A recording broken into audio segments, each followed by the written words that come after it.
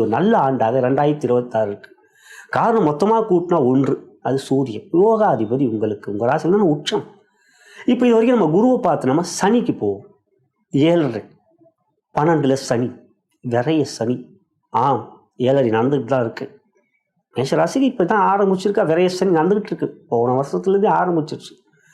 ஆனால் இப்போ சனி 12 மீன ராசியில் இருக்கின்றவர் 11ஆம் இடத்துல ஒரு கிரகம் இருந்தால், கும்ப ராசியில் ஒரு கிரகம் இருந்தால் 7.5 பாதிப்பு இல்லை.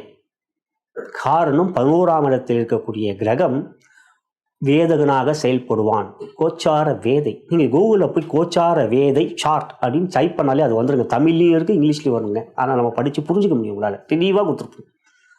தெளிவாக தினமணிலேருந்து தினமலர்கள் அந்த மாதிரிலாம் உங்கள் பத்திரிகைகள் தெளிவாக இதுதாங்க கோச்சார வேதை, கோச்சார பலன்னு சொல்லும்போது இது ரொம்ப முக்கியத்துவம். அது பெரிய சார்ட்டுங்க, மைண்டில் வச்சுக்கணும். ஒரு கிரகம் ஒரு இடத்துல